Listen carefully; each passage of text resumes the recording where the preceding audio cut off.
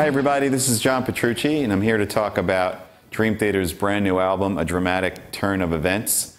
It's an album that we recorded in New York, on Long Island, not too far from where I live actually, and spent about 2.5 months writing the record, and then another couple months recording it, and I produced the album, and it was mixed by the one and only Mr. Andy Wallace, right in New York City. And we're really excited by the way it came out, and can't wait for everybody to hear it.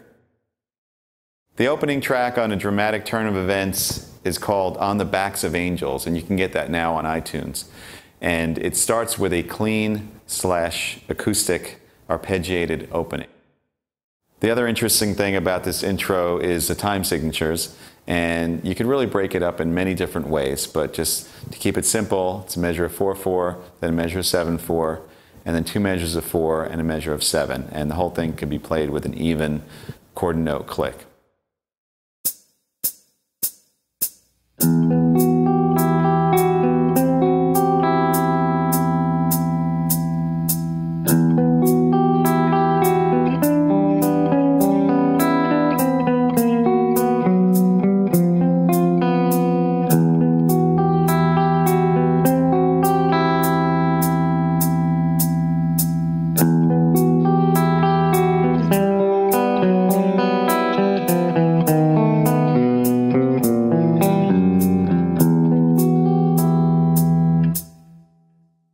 So a couple of noteworthy things about that intro. First of all, the way it was recorded. It has 2 clean guitar tracks. One of them is totally clean on the left. The other one has a phaser pedal that's on the right. So it gives a nice kind of stereo image. And then there's also double-tracked acoustic guitars, and then also double-tracked Nashville-tuned acoustic. So there's 6 guitars on there, and it kind of gives this nice thick 12-string-ish type of thing, like a la Pink Floyd. And the other thing is just about the technique. I'll explain how I play it and what I'm thinking about as I play it. Okay, so a couple of things. First of all, the opening chord is an E minor add 9. I'm just fretting it in such a way that I take advantage of a bunch of open strings. So the low E and the high E ringing around the middle sort of cluster of the chord. So the cluster is here, and then the open low E and high E surround that.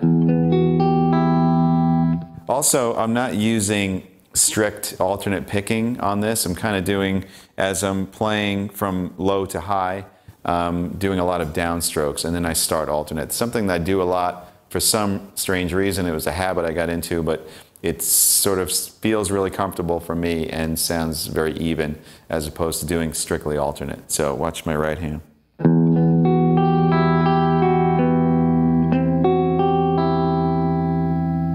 So you see the consecutive ascending strings are done almost in a sweep sort of style. And then the alternate starts.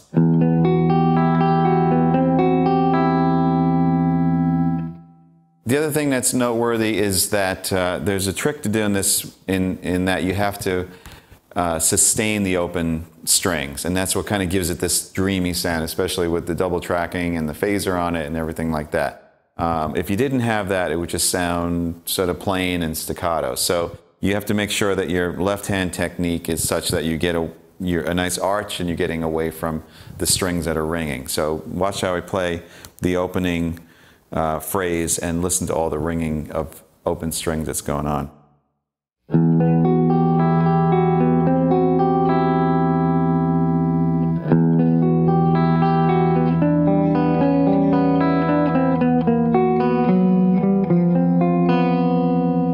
So it sounds a bit dissonant here and there, but that kind of is the whole mysterious nature of this line. So I started by using the E minor add 9, where B is in the melody with my second finger. And then I changed that B to a C. So it's just kind of like a C chord over E. And then from there I play a melody on the D string, and I have the open G, B, and E strings ringing out. So the melody is... There's a lot of chromatic stuff going on, but the open E and B and G kind of keep the tonality of this E minor thing going.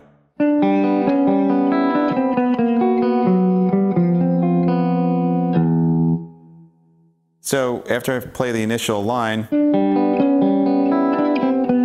to play this next chord shape, I incorporate my pinky to get the F sharp in there. Same here with this, it's like an F chord over an E. For that nice little tension, and it resolves.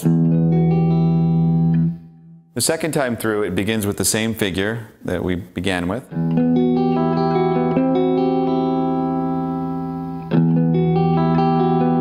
And then what happens, this is one of those moments when you're writing something that you go, yes, and you make this discovery. So just by moving the same lick over here, down to here, we found a natural resolution from the 5 chord to the 1 chord. There's one other little twist there.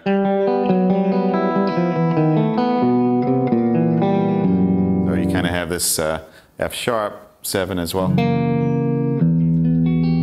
then the E minor, a little Chopin-esque. So the next thing I'm going to show you is the first heavy riff of the song, and for this type of section where the band plays a heavy part like this, Metallica has always been a really big influence on me with the chunky E and the 2-note power chords and some of the chromatic single note movements. So check it out.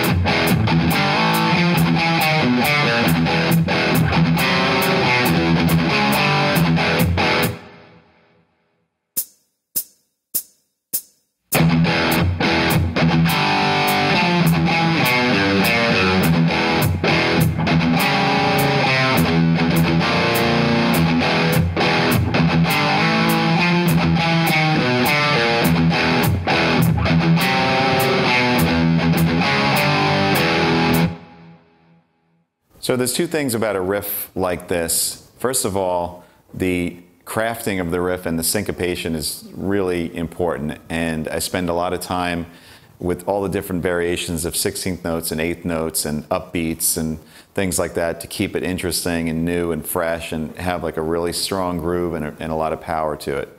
And the second thing is that there inevitably is some sort of chord progression going on, whether implied or actually played over it by keyboards. And so the 2-note chords that I'm stopping on actually have a purpose. You can hear chromatic lines, you can hear the harmony in what I'm playing. So keep those two elements in mind. The first part of the riff starts on the typical low E power chord. And the key to all this type of stuff is the combination of when you actually mute the notes and then when you let the chord ring. Because this whole thing could sound like that or it could sound... But the way I'm doing it,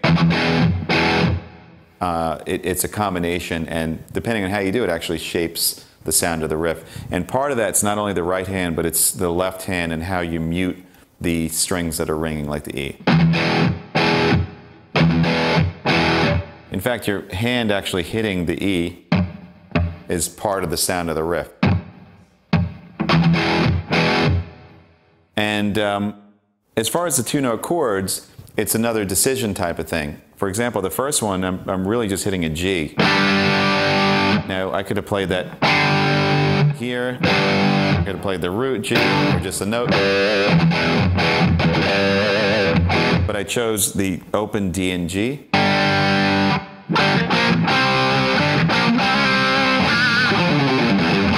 Just for that reason, so I can have a little bit of smoke on the water. Now, it just has a really cool, open, big ringing sound to it. So, and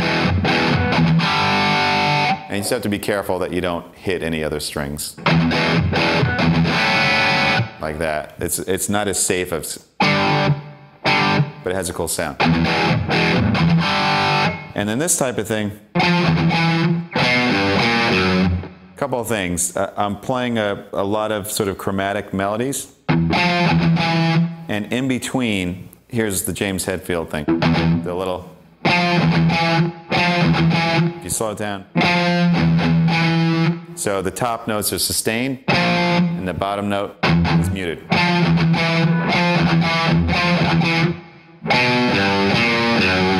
When I get down here, I'm really playing a G to an F sharp. So if you look at the harmony,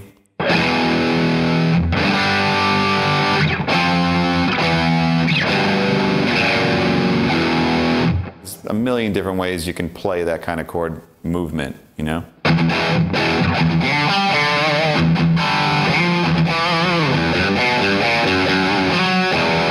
But I chose this particular arrangement of syncopation.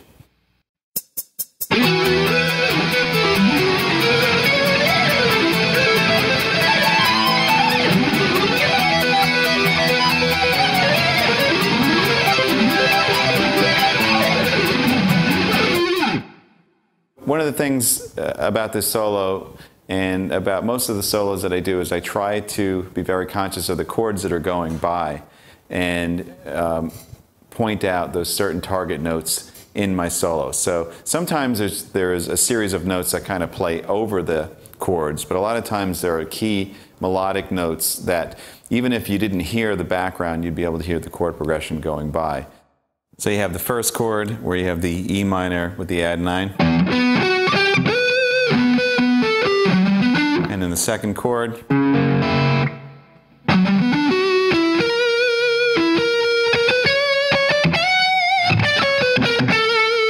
then over here I'm outlining the A minor as a C in the bass.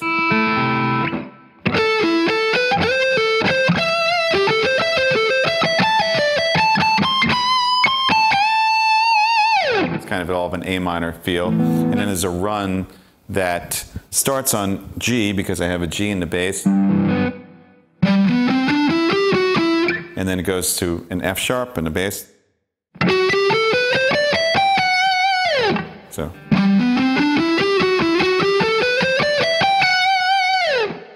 So then it continues with some more of the outlining process and hitting the certain target notes.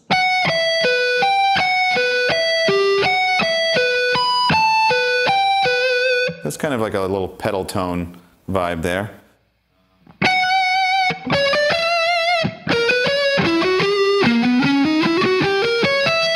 Little diminished arpeggio at the end.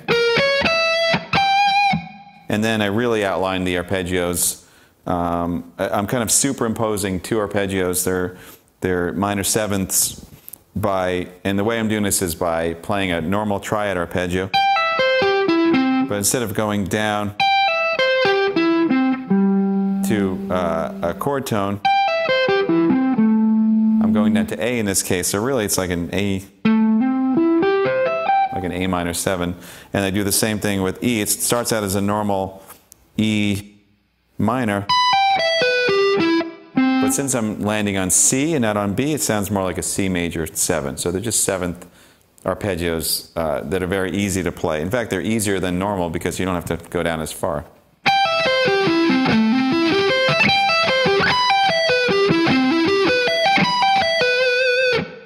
And the last run is just a flurry of notes and just, do it and hope you don't suck. No, you have to really practice your alternate picking, and there's a definite pattern. If I play it slow, you can hear the pattern.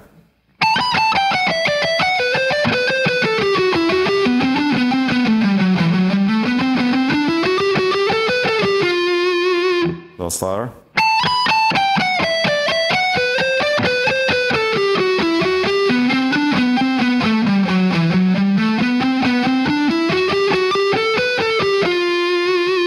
And I'm ending on an F because that's where the whole solo resolves to in the next section. And the key to that is you got to play to a metronome. You got to use strict down, up, alternate picking. Make sure the notes that you're picking are in sync with the left hand. Accent the downbeats and just really spend a lot of time doing it. Practice it slow and gradually build up the speed.